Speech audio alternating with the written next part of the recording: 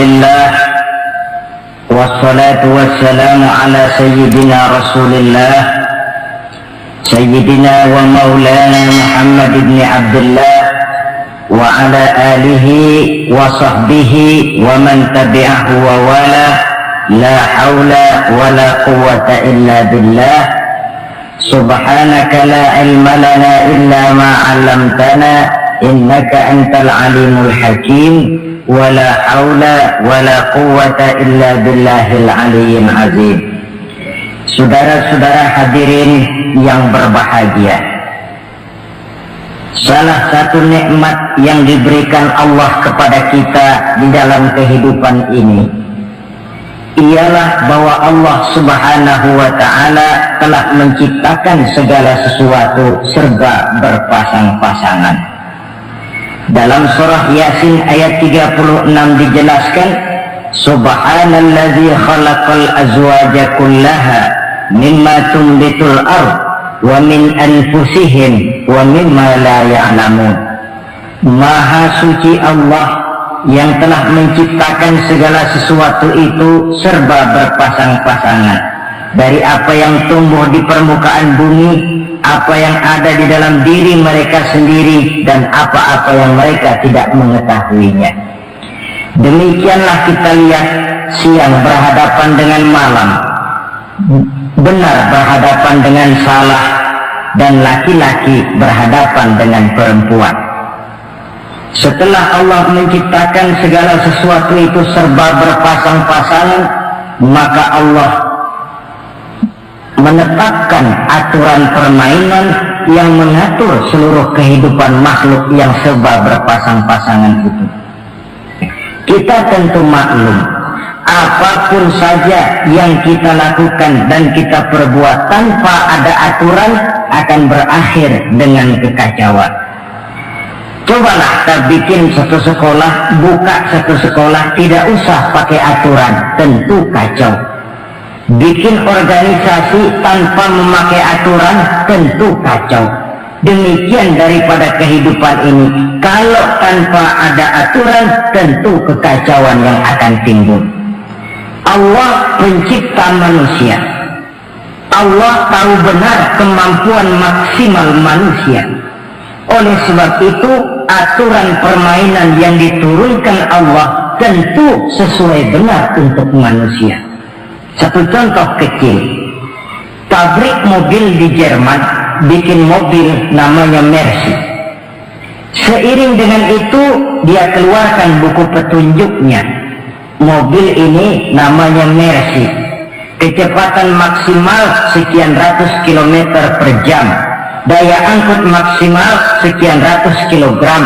Kalau rusak memperbaikinya begini, on-the-deal-nya pun ini.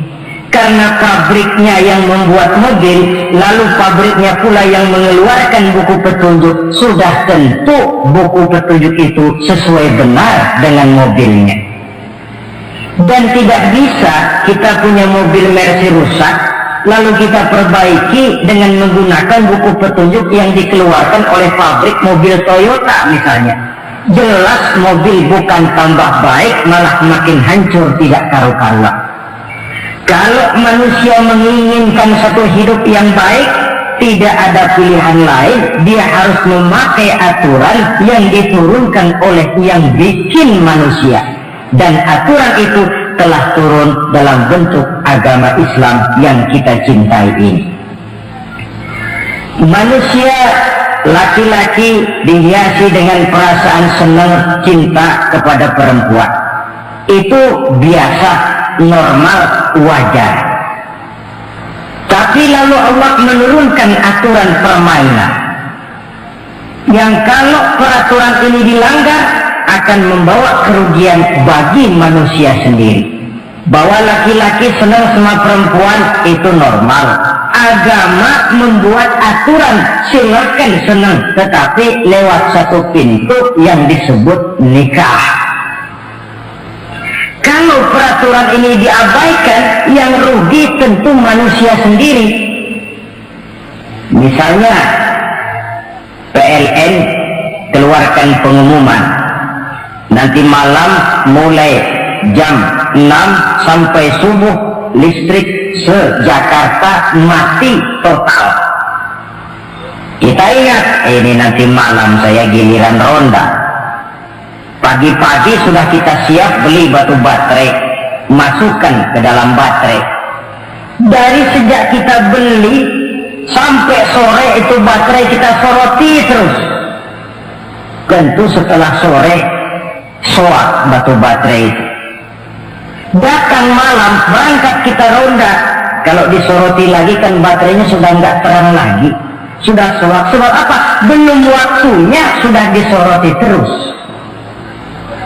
Sekarang kalau ada orang belum masuk pintu pernikahan, nafsu seksualnya diobral terus, itu kan sama juga belum datang malam baterainya sudah disoroti terus.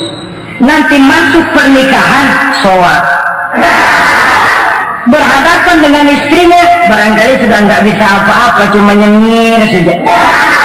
Yang rugi manusia sendiri. Itulah sebabnya Allah lalu mengatur bahwa laki senang sama perempuan lewat satu pintu yang disebut dengan nikah. Maka pada pertemuan kali ini kita akan bicara tentang nikah dalam Islam. Saya bagi kepada 3 masalah pokok saja. Pertama, pengertian dan kedudukan nikah menurut Islam. Yang kedua, motivasi pernikahan. Karena apa orang itu seharusnya melakukan nikah. Dan yang ketiga, membina rumah tangga bahagia menurut contoh Rasulullah Sallallahu Alaihi Wasallam. Hadirin yang saya hormati, kita mulai dengan yang pertama, pengertian nikah. Dalam kehidupan sehari-hari ada 2 kata yang sering kita gunakan, kawin dan nikah. Kalimat kawin kelihatannya dipergunakan oleh semua makhluk hidup. Lain dengan nikah, ini hanya digunakan khusus untuk manusia muslim. Makanya kita sering dengar orang bilang kucing kawin, ayam kawin, kambing kawin, dan belum pernah kita dengar ada ayam nikah atau kucing nikah. Sebab apa? Nikah ini cuma dipakai oleh makhluk bernama manusia yang muslim. Apa pengertian nikah? Seorang tokoh, Abi Yahya Zakaria Al-Ansari, di dalam kitab Fathul Wahhabnya menjelaskan, an-nikahu aqdun yatadammanu ibaatal waqi bilafzi inkahin aw nahwihi.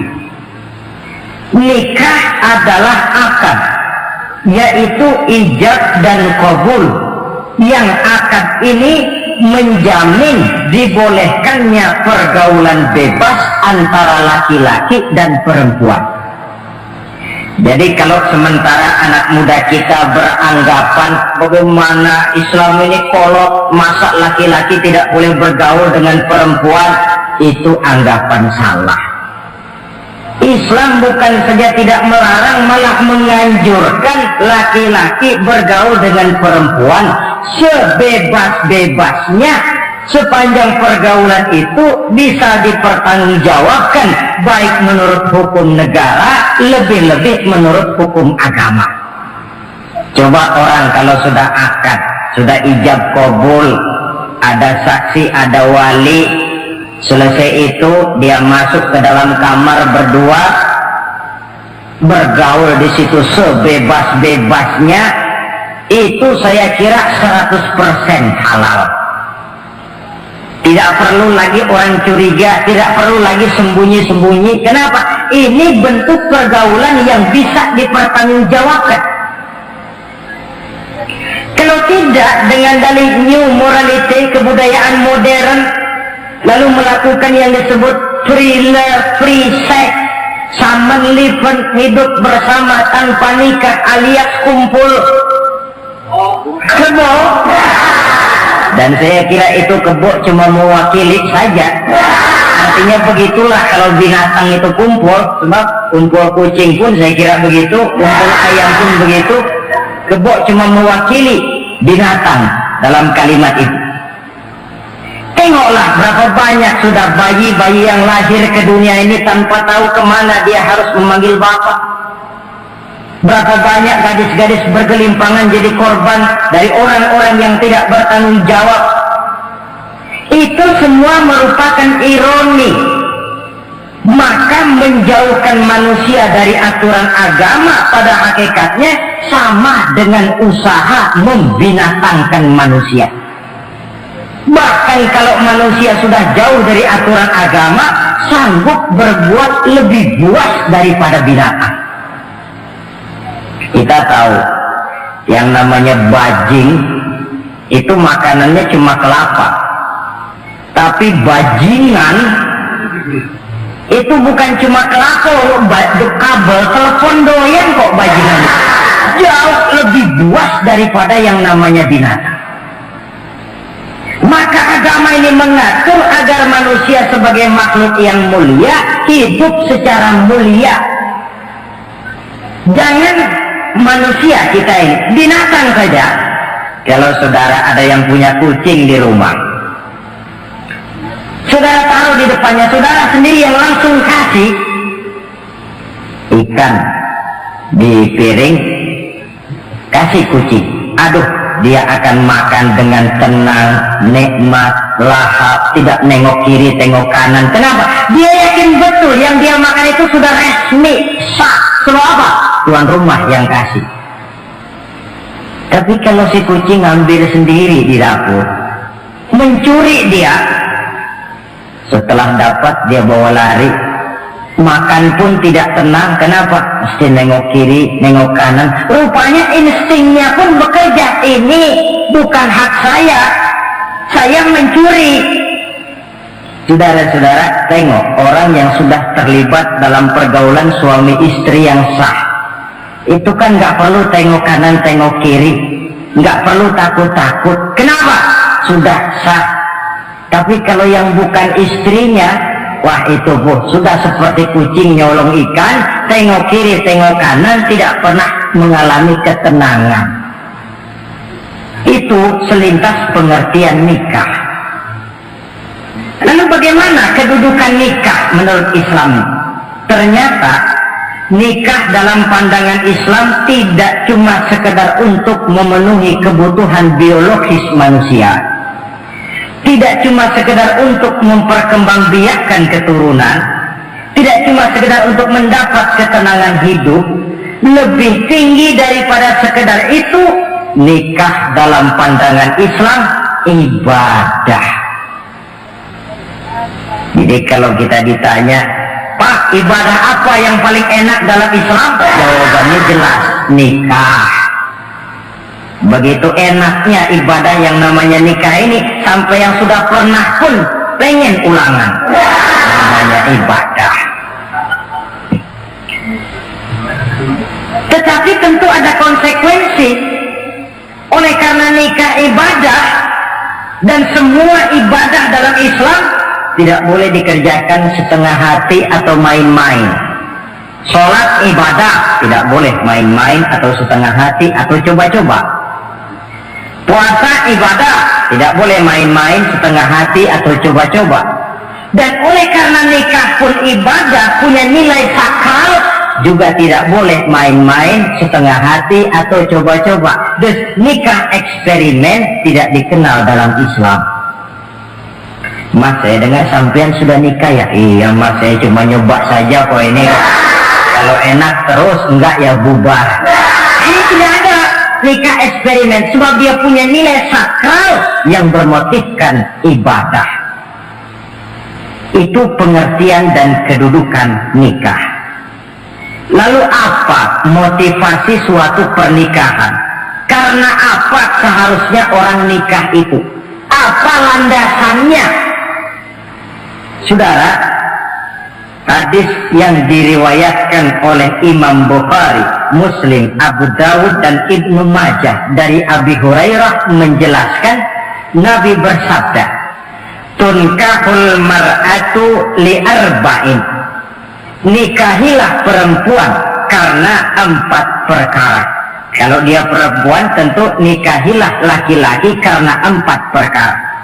Memilih jodoh, nah inilah lengkapnya konsepsi Islam. Memilih jodoh saja Islam itu memberikan petunjuk kok. Karena apa orang memilih jodoh itu? Kata Rasul yang karena 4 faktor. Pertama, 5 liha, karena dia orang kaya, cari yang kaya. Yang kedua, lihasabiha, karena dia keturunan orang baik-baik, cari keturunan orang baik-baik. Yang ketiga, lijamaliha, karena dia cantik, cari yang cantik. Dan yang keempat, lidiniha, karena dia orang taat beragama, cari orang yang taat beragama. Kalau berkumpul keempat-empatnya, rasanya surga dunia sudah. Coba lihat, suami mana sih yang tidak bangga punya istri cantik, kaya, keturunan orang baik-baik, lalu taat beragama? Atau istri mana sih yang tidak bangga punya suami ganteng, kaya, keturunan orang baik-baik, dan taat pula beragama? Tapi kan terus terang yang kumpul keempat-empatnya kan boleh dibilang jenis makhluk langka. Sulit. Kadang-kadang cantik, kaya, akhlaknya kayak setan. Ada saja kurangnya. Oleh karena ada saja kurangnya, lalu Nabi memberikan stressing, penekanan. Fazfar bizatid din taribat iyadah. Pilih orang yang taat melaksanakan agama, niscaya hidupmu akan berkah. Jadi motivasi suatu pernikahan hendaknya agama. Apa rahasianya? Mari kita lihat. Kalau orang memilih pasangan karena rupa yang cantik semata-mata, silakan, tapi jangan jadi motivasi utama. Kalau rupa yang cantik jadi alasan utama, saya yakin rumah tangga tidak akan tahan lama. Sebab apa? Pertama, yang namanya cantik itu relatif. Artinya bergantung siapa yang memandang. Yang menurut saudara cantik, menurut saya belum tentu cantik. Yang kata saya cantik, menurut saudara barangkali itu yang jelek. Relatif. Saya kalau ditanya orang, Ustadz, siapa perempuan paling cantik di dunia ini? Tentu saja saya jawab istri saya. Apa saudara lalu protes? Salah Ustadz, yang cantik istri saya, bukan istri Ustadz. Saya bilang masa bodoh, saya nggak ngurusin istri sampean. Cantik itu relatif. Sehingga di kalangan para ahli cinta, ahli cinta, sampai sekarang masih jadi perdebatan. Sebenarnya cantik yang bikin orang jatuh cinta, apa cinta yang membuat orang jadi kelihatan cantik? Dua-duanya bisa terjadi. Mungkin karena cantik orang jatuh cinta, dan bisa juga karena sudah kadung cinta orang kelihatannya jadi cantik. Tapi yang jelas cantik relatif. Yang relatif tidak bisa dijadikan sandaran utama. Yang kedua, yang namanya cantik itu temporer, artinya berubah oleh pergeseran masa dan pertukaran waktu. Sekarang dia cantik, of course, sedang sweet 17-an, sedang honeymoon, sedang bulan madu, sedang pengantin baru, tentu saja cantik. Punya dia anak satu, kecantikan mulai menurun. Punya dia anak dua, kulit mulai keriput. Punya dia anak tiga, apalagi tak pandai bersolek, udahlah onderdil mulai pada coba. Kalau rumah tangga didasarkan kepada rupa yang cantik saja, selesailah rumah tangga sampai di situ. Yang ketiga, di atas langit rupanya masih ada langit lagi. Di atas yang kita anggap cantik, rupanya masih ada yang lebih cantik. Kalau cantik yang kita kejar, kita akan jadi petualang yang pindah dari perempuan satu ke perempuan yang lain. Cinta bajak laut namanya. Di mana kapal berlabuh, di sana cinta mendarat. Saudara hadirin yang saya hormati, padahal sate dengan singkong itu kan bedanya cuma di tenggorokan. Kalau sudah masuk ke dalam perut, kenyangnya barangkali sama. Malah barangkali besok pagi kalau keluar lebih tidak enak baunya sate itu daripada singkong. Makanya orang kalau sudah nikah oleh Nabi dipesan, apabila kamu di jalan melihat perempuan yang membuat kamu kagum, cepat-cepatlah pulang ke rumah. Sebab apa? Sebab yang perempuan cantik di jalan kau lihat itu punya, istrimu juga di rumah punya. Gak percaya cobalah pulang, akurin, sama itu. Silakan cari yang cantik, tapi jangan dijadikan motivasi utama. Yang kedua, kalau perkawinan pernikahan cuma karena harta, silakan cari yang kaya. Tapi kan harta itu kata Imamul Ghazali, al-mal zillun zail, harta bagaikan bayangan. Sore di sebelah barat, tengah hari di tengah, sore pindah ke sebelah timur. Hari ini dia kaya, besok dia bangkrut, roda itu berputar. Kalau harta dijadikan pilihan utama, boleh jadi dalam hidup berumah tangga ada pepatah, ada uang abang disayang, tidak ada uang abang melayang. Artinya pun rumah tangga tidak akan tahan lama. Yang ketiga, kalau karena keturunan, persilahkan cari keturunan yang baik-baik. Namun toh pada akhirnya orang diajarkan bahwa kita ini mau besar atau tidak bukan dengan jalan menyempring kepada kebesaran orang lain, tetapi ditentukan oleh kepribadian kita sendiri. Sekarang kalau karena agama, Nabi berikan penekanan fasfar bizatid din taribat yadak. Pilih orang yang taat beragama, niscaya hidupmu akan beruntung. Apa rahasianya? Tidak lain rumah tangga Rasulullah Sallallahu Alaihi Wasallam. Yang ini artinya kita sudah masuk kepada bagian ketiga, bagaimana membina rumah tangga bahagia menurut contoh baginda Nabi. Saudara, bagaimana sih rumah tangga Rasul itu? Kelihatan dari dua ucapannya, pendek, singkat, tapi punya pengertian filosofis yang mendalam. Dua kalimat saja beliau bilang tentang rumah tangganya, yaitu baiti jannati, rumah tanggaku laksana surga bagiku. Bayangkan, kalau seorang suami sudah mampu berkata macam begitu, bahagia hidupnya. Ini barangkali tantangan buat kita semua. Mampukah kita di rumah tangga berkata semacam perkataan beliau tadi? Baiti jannati, rumah tanggaku laksana surga bagi. Padahal dari sejarah kita baca, Rasul itu rumahnya kecil, tidurnya di atas pelepah daun korma sampai berbekas di pipinya. Sarapan paginya seteguk zam-zam, sepotong roti, kadang-kadang 3 butir korma. Tempat tidurnya bukan alga spring bed atau Dunlop pillow macam kita punya. Di rumahnya tidak ada mebel spaghetti model yang lagi ngetop-ngetopnya. Entar di tengah rumah macam itu, beliau sanggup berkata, baiti jannati. Kenapa kita yang hidup di zaman di mana fasilitas mestinya lebih menunjang, kok malah banyak yang berkata sebaliknya? Baiti nari, rumah tanggaku laksana neraka bagiku. Padahal dilihat dari segi materi, rumahnya bertingkat, mobilnya serba berkilat, uangnya banyak berlipat-lipat, istri pun cantik memikat, kadangkala boleh jadi jumlahnya 4.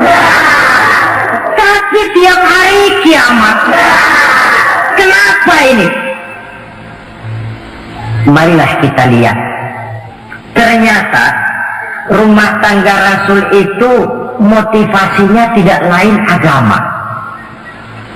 Agama menuntun suami dan istri masing-masing untuk tahu kewajiban dan tahu haknya.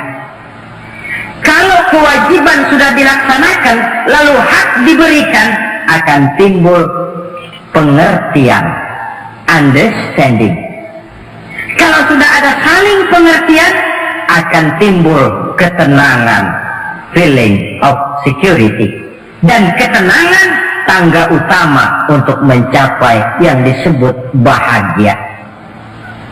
Itu sebabnya hakikatnya membicarakan rumah tangga yang berdasarkan agama tidak lain adalah bagaimana seharusnya seorang suami melaksanakan kewajibannya dan seorang istri melaksanakan tugasnya. Artinya kewajiban suami itu apa? Kewajiban istri itu apa? Kewajiban istri hak suami, kewajiban suami hak untuk istrinya menurut tuntunan dan tuntutan agama. Saudara hadirin, menurut hadis riwayat Abu Dawud dari Muawiyah bin Haidah, satu hari Rasul ditanya, ya Rasul, apa sih hak istri-istri kami ini? Artinya kewajiban kami sebagai suami ini apa? Rasul menjawab, pertama, anta ta'amaha iza ta'imta. Kau beri istrimu makan sebagaimana engkau makan. Kewajiban. Tetapi seorang istri pun kalau sudah diberikan nafkah oleh suaminya untuk mengatur makanan, dia harus pandai mengaturnya dengan sebaik-baiknya. Menu yang teratur, gizi yang lengkap, dan saya kira yang namanya 4 sehat 5 sempurna itu kan tidak berarti bahwa hidup ini harus serba mewah, tidak. Yang penting ada variasi sehingga tidak merangsang suami untuk makan di luar. Jangan misalnya tahu suaminya senang jengkol lalu tiap hari saja jengkol, itu kan bisa kejengkolan. Dengan demikian, masalah yang kelihatannya sepele tetapi yang sebenarnya bisa menjaga keharmonisan atau malah keretakan rumah tangga harus kita perhatikan dengan sebaik-baiknya. Suami memberikan nafkah, dari jumlah itu 60% lari ke kredit, 40% lari ke dapur. Tentu pada akhirnya sang suami akan merasa curiga, padahal barangkali istrinya pun berniat baik, cuma hanya tidak ada keterbukaan dalam mengurus masalah-masalah yang berhubungan dengan dapur. Inilah kewajiban yang pertama dari seorang suami, kewajiban yang menyangkut masalah pangan. Lalu yang kedua, watak suaha izak tasaita. Engkau beri istrimu pakaian sebagaimana engkau berpakaian. Suami yang adil, pakaian yang dia pakai sama harganya dengan yang diberikan untuk istrinya, kecuali tentu kalau istrinya ridho. Zalim seorang suami jikalau untuk dia misalnya dia beli pakaian yang mahal-mahal, jasnya dia pakai Switzerland wool, sarungnya Samarinda. Kalau dia pakai sepatu, belilah sepatunya. Sementara istrinya cuma pakai kain belacu saja. Kenapa mesti begitu? Sebab, saudara hadirin, istri kita sebenarnya adalah bagian daripada hidup kita. Baik dia dilihat orang, baik juga kita disebut orang. Jelek dia dipandang orang, tentu jelek juga nama kita disebut orang. Apalagi hidup bermasyarakat, kadang-kadang mulut usil itu kan sudah banyak macam ragamnya. Itu siapa sih perempuan yang jalan? Kenapa? Itu pakaian yang tidak dipakai sih tidak mahal, cuma pakaiannya serasi, pantas, enak dilihat. Oh, terang saja dia kan istrinya si Miun. Nah, Miun yang sedang tidur barangkali tidak tahu apa-apa mendapat sebutan baik. Cobalah kalau istri kita semaunya saja, orang akan bilang, ah itu perempuan, kenapa saya gerah melihatnya, mau ke pasar cuma pakai kutang saja. Tentu suami pun akan mendapat sebutan yang tidak baik. Cuma sang istri kalau sudah dibelikan pakaian oleh suami, termasuk alat-alat kecantikan di dalamnya, pakaian itu tentu dipakai niat pertama adalah untuk menyenangkan hati suami. Seorang istri yang memakai bedak untuk menyenangkan suami, misalnya tiap polesan bedak ada pahalanya. Dia pakai lipstik untuk menyenangkan hati suaminya, tiap goresan lipstik ada pahalanya, bernilai ibadah. Ini kewajiban yang kedua. Yang ketiga, wala tadribil wajha. Kalau marah, jangan memukul muka. Maksudnya apa ini? Kewajiban memberikan perlindungan, sehingga si istri merasa ada tempat dia mengadu, ada tempat dia melarikan persoalan, ada tempat dia bergantung. Kalau marah jangan memukul muka, dan memukul itu pun upaya terakhir. Kalau tidak bisa dengan kata yang lemah lembut, agak sedikit keras katanya. Kalau dengan kata yang keras tidak juga bisa pisah tempat tidur. Kalau memang tidak bisa juga dengan pukulan yang tujuannya bukan untuk menyakiti, tetapi untuk mendidik. Allah tadribal wajha. Kalau marah jangan memukul muka, dan memukul pun bukan jalan pertama, tapi upaya terakhir dengan tujuan bukan untuk menyakiti, tapi untuk mendidik sang istri. Kewajiban untuk memberikan perlindungan. Yang keempat, wala tuqabbih. Jangan memburuk-burukan istrinya. Kewajiban menjaga nama baik. Sebab apa? Dalam satu bahasa yang indah, Al-Quran menjelaskan bahwa suami istri itu laksana pakaian. Hunna libasun lakum wa antum libasun lahunna. Istri pakaian untuk suami, suami pakaian untuk istri. Lihatlah alangkah indah gaya bahasa Al-Quran ini. Diibaratkannya suami istri seperti pakaian.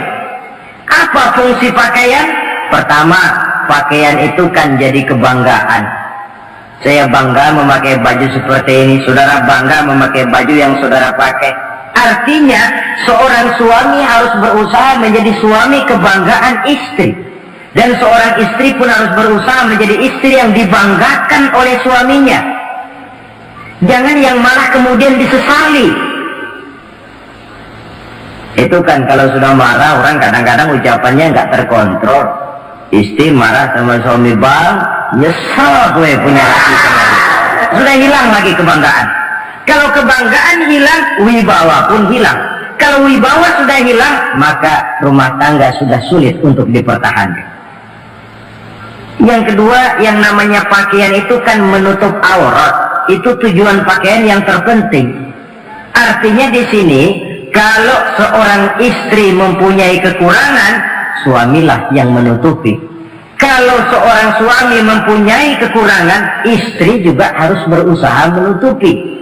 Jangan kekurangan suami diceritakan di pasar umum, atau kekurangan istri dibuka di mana-mana.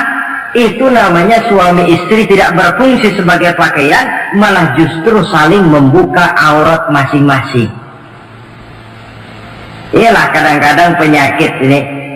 Kadang-kadang yang namanya perempuan dari rumah itu berangkat ngaji katanya, sampai di pengajian apa? Suaminya diakur-akurin. Bayu bagaimana suami? Wah, suami saya payah. Dipayahkannya suaminya di mana-mana. Atau aib dan kekurangan istri diceritakan di mana-mana. Orang bertanya, gimana mas istrinya? Oh, Bang Maju. Loh, kenapa istri bukan cantik? Iya, soal cantik sih iya, tapi tidurnya kok ngiler ini. Ini kan tidak perlu yang macam begini ini. Tidak bisa menjaga apa yang disebut security informasi. Fungsi pakaian sebagai suami istri tidak berjalan di dalamnya. Saling menjaga kehormatan diri. Ini yang keempat. Yang kelima, wala tahjur illa fil bait. Jangan berpisah dari istri kecuali di rumah. Maksudnya begini, Kalau satu hari seorang istri suami marah kepada istrinya, tidak usah istri itu disuruh pulang ke rumah orang tuanya, ke rumah mertua lalu diusir, tidak.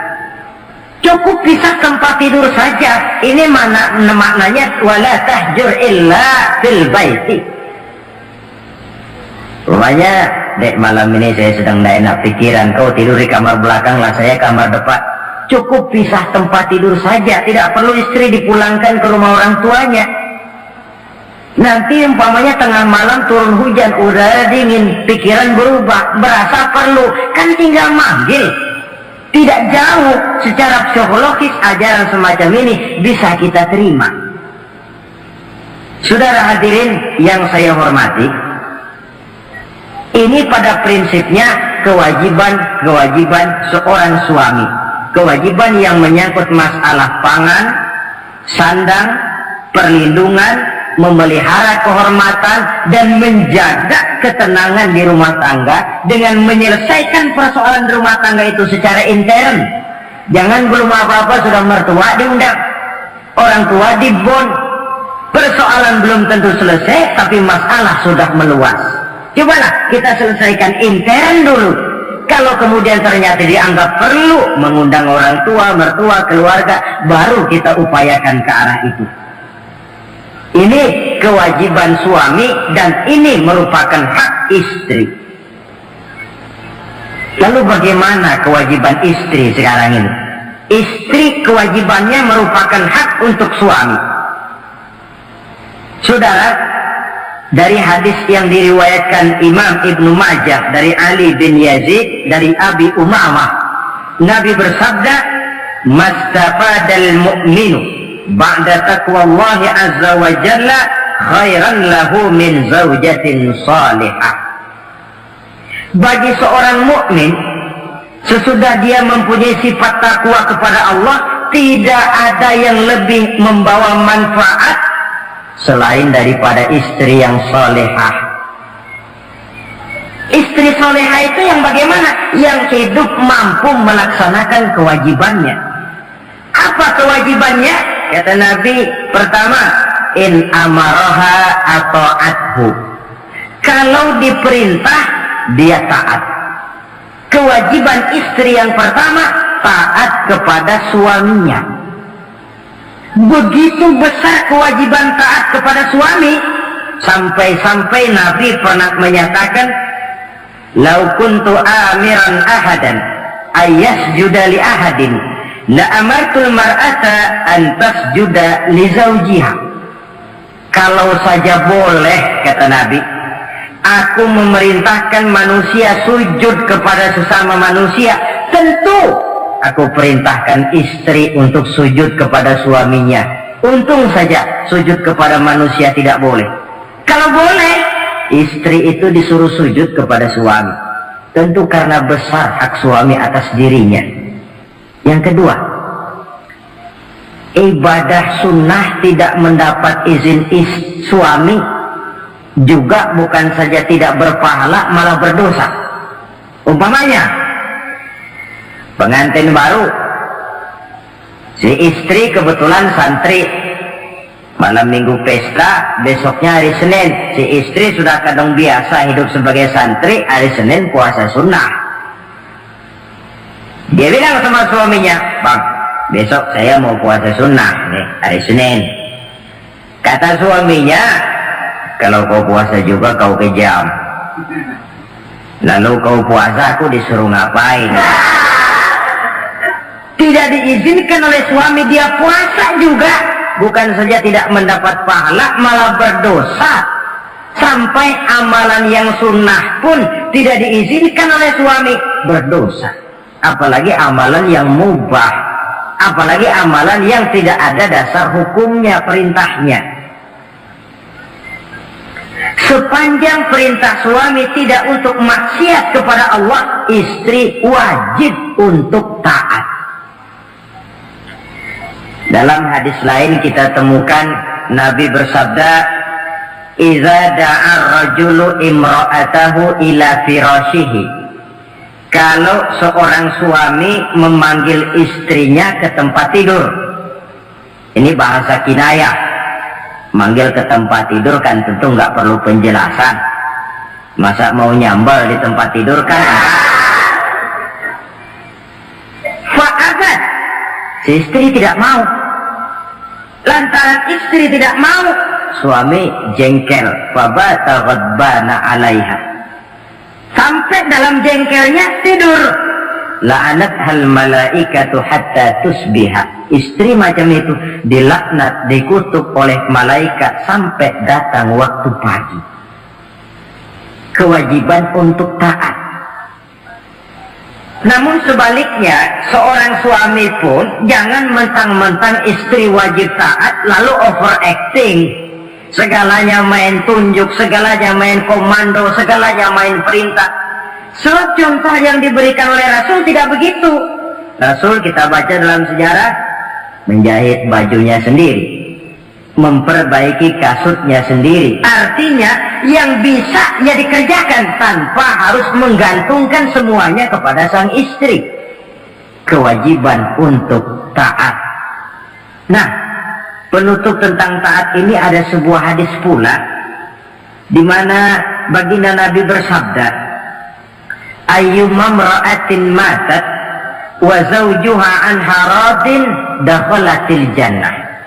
Kalau seorang perempuan meninggal dunia, suaminya ridho kepadanya, maka perempuan itu akan masuk surga.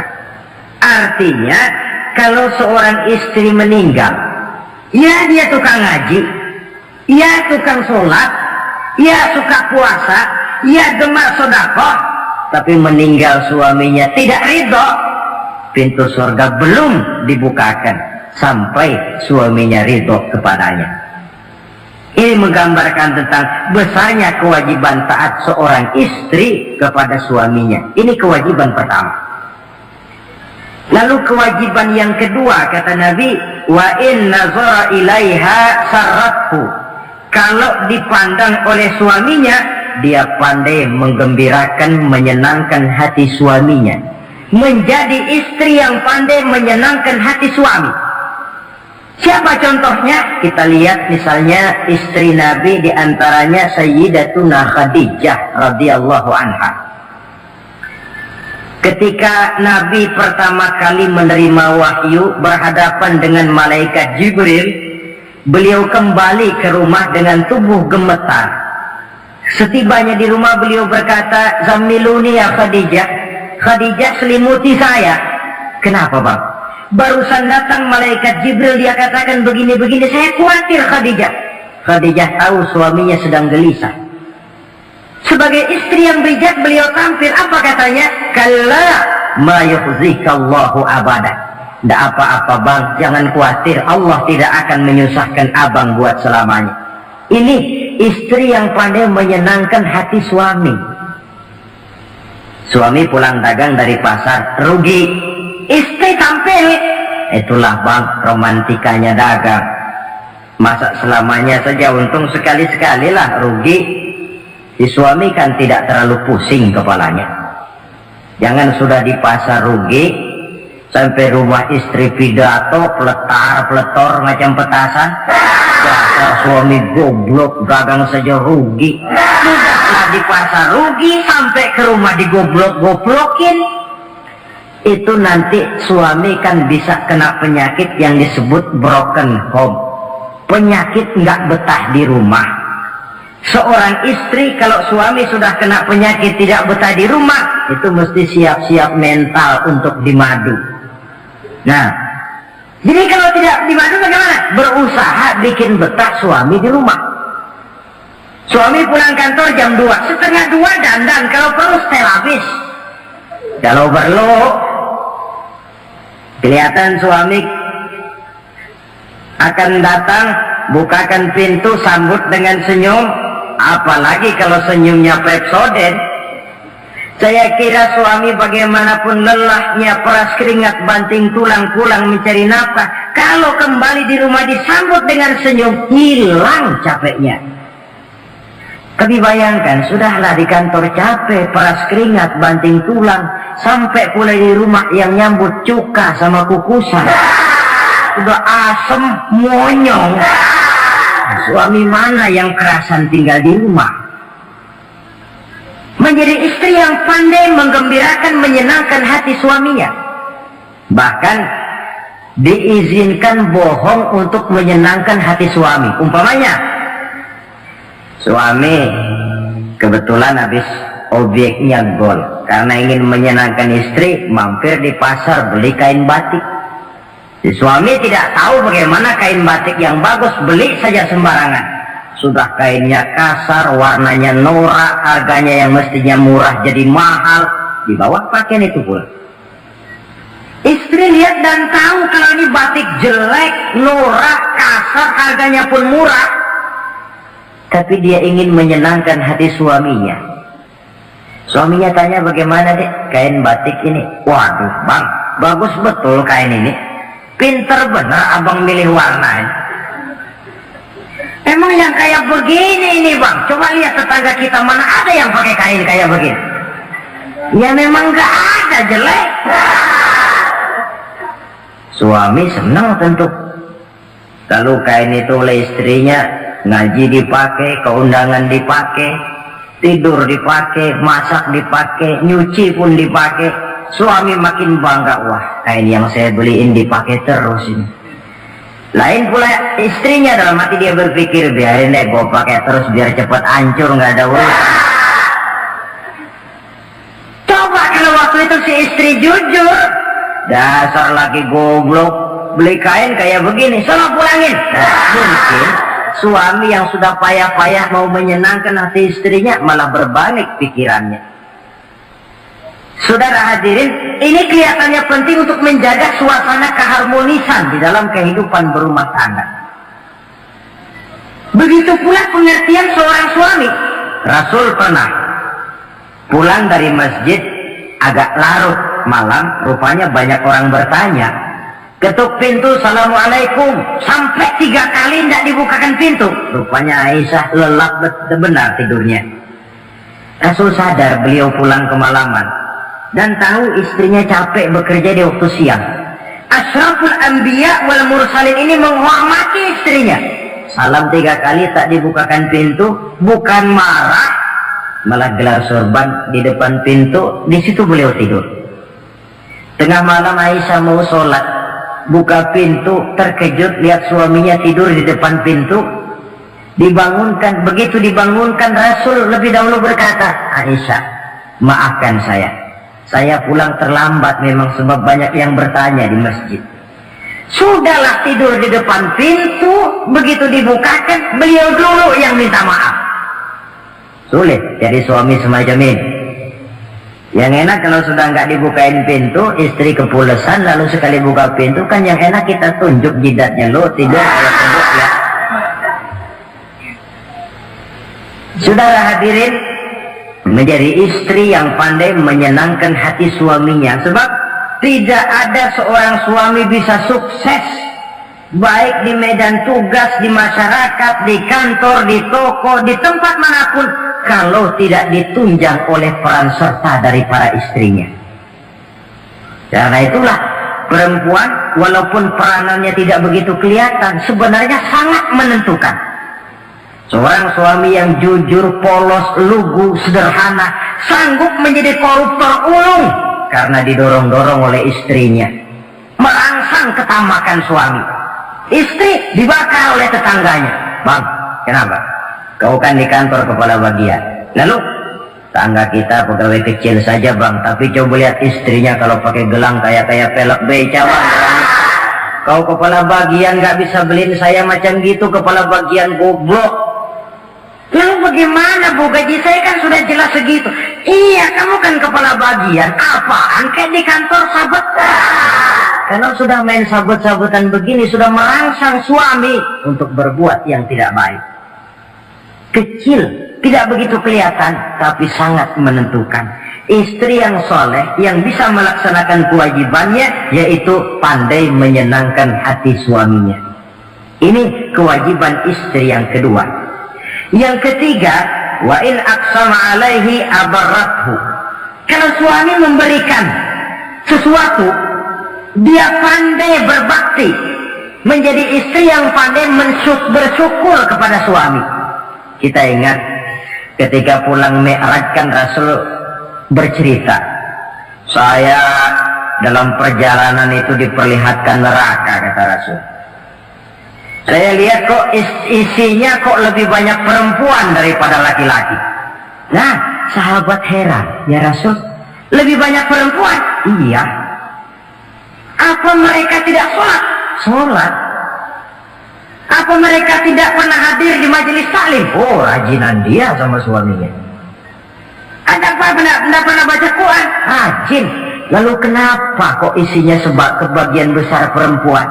Rasul menjawab, hunna yakfurnal asir. Mereka umumnya tidak pandai bersyukur kepada suaminya. Hujan panas setahun dibalas dengan hujan sehari. Kalau suaminya sedikit salah sudah kehilangan pertimbangan, tertutup seluruh kebaikannya. Yang kelihatan cuma salahnya saja. Maka sebaiknya di dalam hidup berumah tangga, baik suami maupun istri itu masing-masing sedia timbangan. Kalau satu saat suami salah, istri ambil timbangan. Timbang, suami saya salahnya ini, jasanya ini. Bertahun-tahun dia hidup mencari nafkah buat saya, membelikan pakaian untuk saya, mencarikan makan untuk saya. Salahnya ini. Timbang, mana lebih banyak salahnya atau benarnya? Dengan demikian kita akan bisa menghasilkan keputusan objektif. Giliran istri yang salah, suami yang ambil timbangan, ukur mana lebih banyak baiknya atau salahnya. Kalau tiap kita masing-masing punya timbangan, insya Allah nilai-nilai objektif dari suatu pertimbangan akan bisa kita temukan dalam mengambil keputusan. Istri yang pandai berbakti membalas budi daripada suaminya. Kewajiban yang keempat dari seorang istri, wa in ghaba anhu nasahathu fi nafsiha wa malihi. Kalau suami tidak ada di rumah, dia pandai menjaga kehormatan dirinya dan pandai menjaga harta suaminya. Tidak mencari kesempatan dalam kesempitan. Suami lembur, istri ngompen. Dan pandai menjaga harta suaminya. Nah, coba lihat. Kalau seorang suami ada uang di kantongnya 100 rupiah. Ada tukang minta pengemis, istri ambilkan saja tanpa izin suaminya uang di kantong suami 100. Dia sedekahkan. Niatnya tentu baik. Si istri dapat dosa, si suami dapat pahala. Perbuatan sedekahnya itu betul, tapi mengambil uang tanpa izin suami itu yang salah. Dan ternyata salah itu lebih besar daripada pahala yang dia lakukan lantaran bersedekah itu. Kalau ini terwujud, maka suasana saling mempercayai akan tumbuh. Kalau sudah saling mempercayai, rasanya akan terwujud kedamaian dan ketenangan. Suami meninggalkan rumah dengan perasaan tenang, istri pun melepas suami dengan perasaan damai, tanpa was-was, tanpa curiga, dan sebagainya. Dan ini modal yang paling utama mewujudkan saling kepercayaan dalam membina hidup bahagia. Saudara, jadi dengan demikian kewajiban suami dan kewajiban istri yang merupakan bagian tidak terpisahkan dari bagaimana membina rumah tangga berdasarkan tuntunan agama merupakan hal yang dicontohkan oleh Nabi kita Muhammad Sallallahu Alaihi Wasallam. Dengan satu kesimpulan, rumah tangga Nabi bahagia karena rumah tangga itu disinari oleh ajaran-ajaran agama.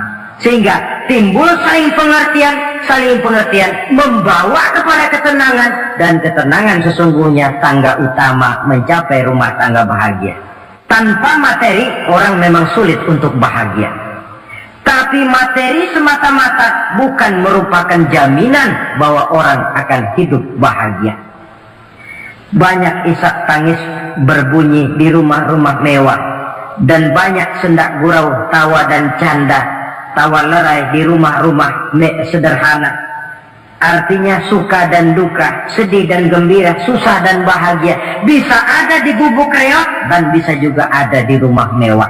Ternyata bukan harta semata-mata yang menopang dan menjamin hidup itu akan bahagia, tapi satu rumah tangga yang dipancari oleh sinar agama, di bawah naungan ridho dari Allah Subhanahu wa Ta'ala.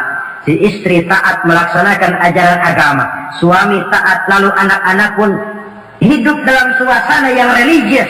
Dari sana tumbuh pancaran sinar keagamaan. Irama agama mengalun dalam kehidupan rumah tangga kita. Berfungsilah dengan demikian rumah tangga sebagai tempat di mana kita mengamalkan ajaran agama kita. Alangkah nikmat rumah tangga. Istri ahli ibadah, suami pun ahli ibadah, anak-anak pun terbiasa oleh lingkungan untuk hidup melaksanakan suatu ibadah. Dan keberhasilan di rumah tangga awal untuk menuju keberhasilan di masyarakat, di tempat tugas, dan di tempat-tempat lainnya. Sebaliknya, kehancuran rumah tangga akan selalu menjadi awal kehancuran karir di masyarakat, di tempat kerja, dan di tempat-tempat lainnya. Oleh karena itu, berangkat dari hal semacam inilah, maka kita berkeyakinan rumah tangga yang bahagia ialah rumah tangga yang didasarkan kepada ajaran agama. Sehingga tercapailah kebahagiaan hidup di dunia yang langsung menopang kepada kebahagiaan hidup di akhirat nanti. Nah, inilah pembicaraan kita pada pertemuan kali ini. Dengan harapan, mudah-mudahan dari setiap rumah tangga muslim memancar sinar-sinar agama, menjadi kubu-kubu pertahanan di mana kita menegakkan ajaran agama, dan pada akhirnya nanti akan tercipta masyarakat yang agamis. Terwujudlah ketenangan, kedamaian, dan ketentraman. Mudah-mudahan ada manfaatnya.